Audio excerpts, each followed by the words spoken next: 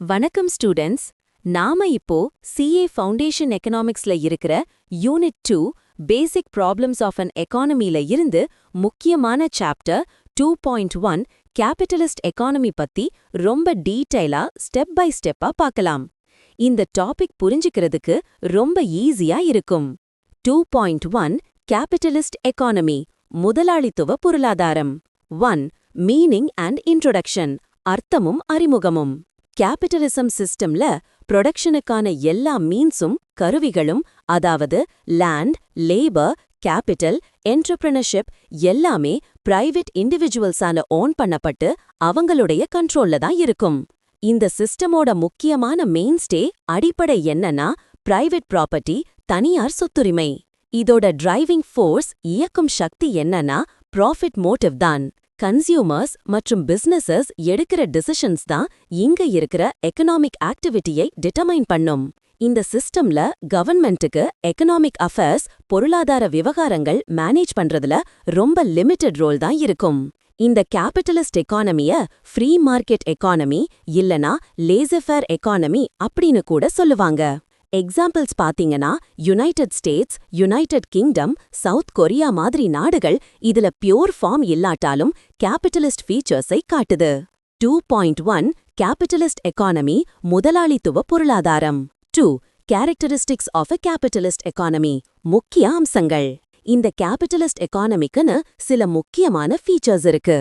1 right to private property தனி சொத்துரிமை. ஓ land, factories, machinery, mines மாதிரி ப்ரொடக்டிவ் ஃபேக்டர்ஸ் எல்லாமே பிரைவேட் ஓனர்ஷிப்ல இருக்கலாம். ஓ இந்த ஓனர்ஸ் அவங்க ஃபேக்டர்ஸை அவங்க இஷ்டப்படி யூஸ் பண்ணவும், அதை பீக்வீத் வாரிசுக்கு எழுதி வைக்கவும் ஃப்ரீடம் இருக்கு. ஓ ஆனாலும் கவர்மெண்ட் சமூக நலனுக்காக சில ரெஸ்ட்ரிக்ஷன்ஸ் போடலாம். 2 ஃப்ரீடம் ஆஃப் என்டர்பிரைஸ் நிறுவன சுதந்திரம். ஒரு கன்சியூமர், ப்ரொடியூசர் இல்லனா ரீசோர்ஸ் ஓனரா இருந்தாலும் எந்த எக்கனாமிக் ஆக்டிவிட்டியிலையும் ஈடுபட ஃப்ரீடம் இருக்கு. எக்ஸாம்பிள், ஒரு ப்ரொடியூசர் எந்த மாதிரி ஃபர்ம் வேணாலும் செட்டப் பண்ணலாம். அவங்க விருப்பமான குட்ஸ் அண்ட் சர்வீசஸை ப்ரொடியூஸ் பண்ணலாம். 3 ஃப்ரீடம் ஆஃப் எக்கனாமிக் சாய்ஸ் பொருளாதார தேர்வு சுதந்திரம். எல்லா இண்டிவிஜுவல்ஸும் அவங்களுடைய கன்சம்ஷன், ஒர்க், ப்ரொடக்ஷன், எக்ஸ்சேஞ்ச் சம்பந்தமான சாய்ஸஸை ஃப்ரீயா எடுக்கலாம். 4 ப்ராஃபிட் மோட்டிவ் லாப நோக்கம். இந்த ஃப்ரீ என்டர்பிரைஸ் எக்கானமில ப்ராஃபிட் மோட்டிவ் தான் டிரைவிங் ஃபோர்ஸ். அதிகபட்ச ப்ராஃபிட்ஸ் சம்பாதிக்கணுங்கிற ஆசை தான் என்டர்பிரினர்ஸை ப்ரொடக்ஷனை ஆர்கனைஸ் பண்ண இன்டியூஸ் பண்ணுது.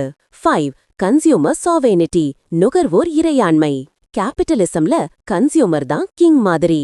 பையர்ஸ் தான் என்ன குட்ஸ் அண்ட் சர்வீசஸ் ப்ரொடியூஸ் பண்ணணும், எவ்வளவு குவான்டிட்டிஸ்ல ப்ரொடியூஸ் பண்ணணும்னு அல்டிமேட்டா டிட்டர்மைன் பண்ணுவாங்க.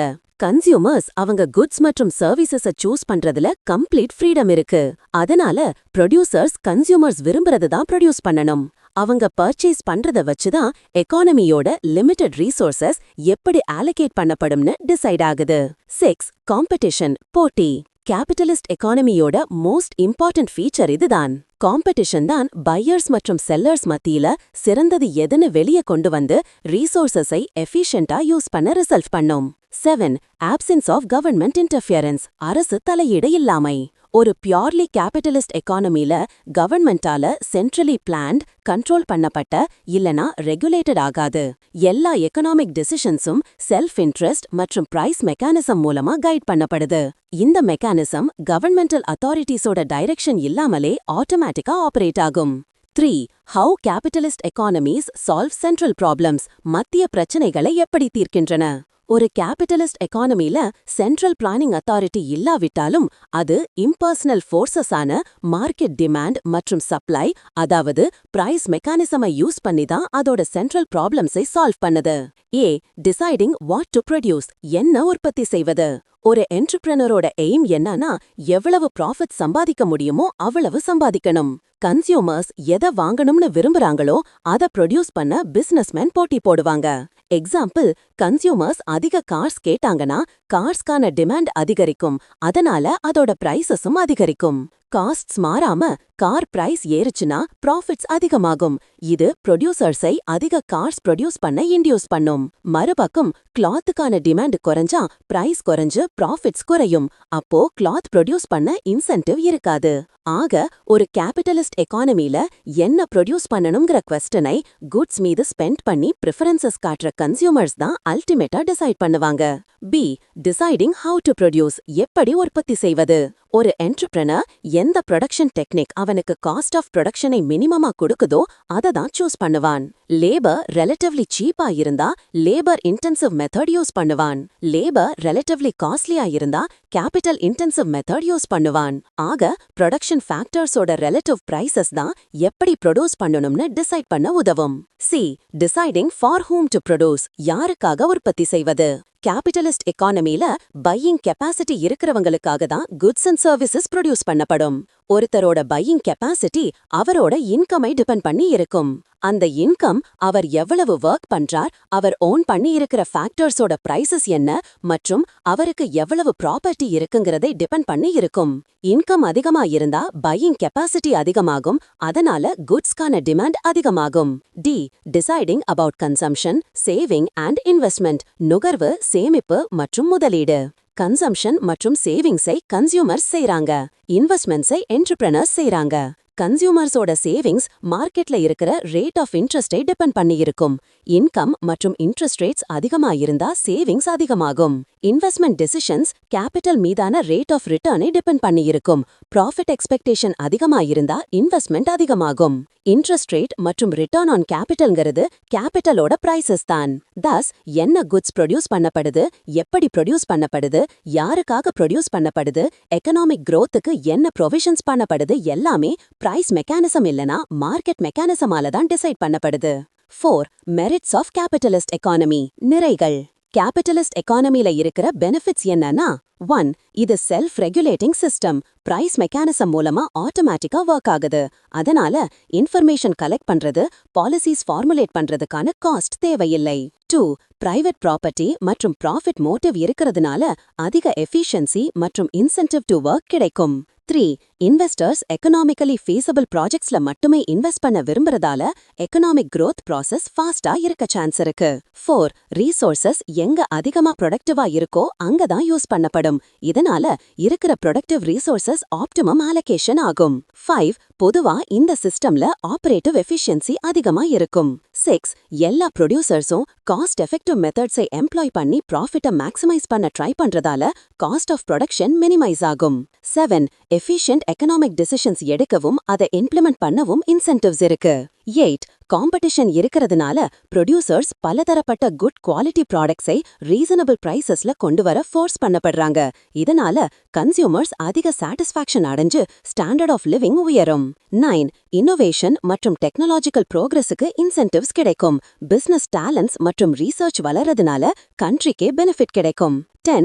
ரைட் டு ஃப்ரீடம் மற்றும் ரைட் டு பிரைவேட் ப்ராப்பர்ட்டி மாதிரி ஃபண்டமெண்டல் ரைட்ஸ் பாதுகாக்கப்படுது. அதனால பார்ட்டிசிபென்ட்ஸ் அதிக ஆட்டானமி மற்றும் ஃப்ரீடமை என்ஜாய் பண்ணுவாங்க. 11.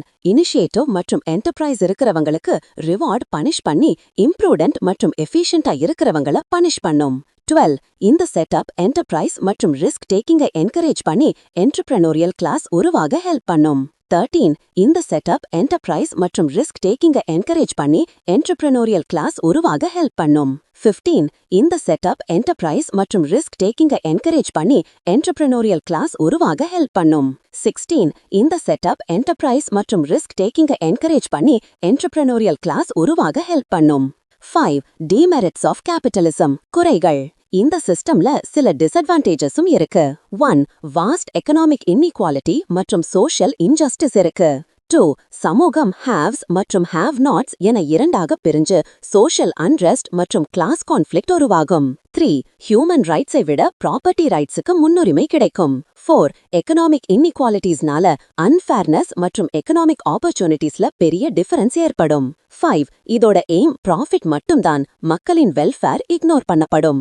6. இன்கம் இன்இக்வாலிட்டினால டிமாண்ட் பேட்டர்ன் உண்மையான சமூக தேவைகளை ரெப்ரசன்ட் பண்ணாது. 7. எக்ஸ்ப்ளாய்டேஷன் ஆஃப் லேபர் இங்க காமன். இதனால ஸ்ட்ரைக்ஸ் மற்றும் லாக் அவுட்ஸ் ஏற்படும். எம்ப்ளாய்மெண்ட் செக்யூரிட்டியும் இருக்காது. 8. அதிகப்படியான காம்படிஷன் மற்றும் ப்ராஃபிட் மோட்டிவால கன்சியூமர் வெல்ஃபேர் பாதிக்கப்படுது. அதனால கன்சியூமர் சாவினிட்டி ஒரு மித் தான். 9. மிஸ்அலோகேஷன் ஆஃப் ரீசோர்சஸ் நடக்கும். லக்ஸரி குட்ஸ் ப்ரொடக்ஷனுக்கு ரீசோர்சஸ் நகரும், ஆனா ப்ராஃபிட்டபிலிட்டி குறைவா இருக்கிறதால வேஜ் குட்ஸ் லெஸ்ஸா ப்ரொடியூஸ் பண்ணப்படும். 10. எஜுகேஷன் மற்றும் ஹெல்த் கேர் போன்ற மெரிட் குட்ஸ் லெஸ்ஸா ப்ரொடியூஸ் பண்ணப்படும். ஆனா ப்ராஃபிட்டபிளா இருந்தா சமூகத்துக்கு ஹார்ம்ஃபுல்லா இருக்கிற குட்ஸும் ப்ரொடியூஸ் பண்ணப்படும். 11. Unplanned production. திட்டமிடப்படாத உற்பத்தி இருக்கிறதால over production, economic depression, unemployment, வேலையில்லா திண்டாட்டம் போன்ற எகனாமிக் இன்ஸ்டபிலிட்டி காமனா இருக்கும். இதனால அதிக ஹியூமன் மிசரி ஏற்படும். 12. அட்வர்டைஸ்மெண்ட் மற்றும் சேல்ஸ் ப்ரமோஷனுக்காக ஃபர்ம்ஸ் அதிகமா ஸ்பெண்ட் பண்றதால ப்ரொடக்டிவ் ரீசோர்சஸ் வீணாகுது.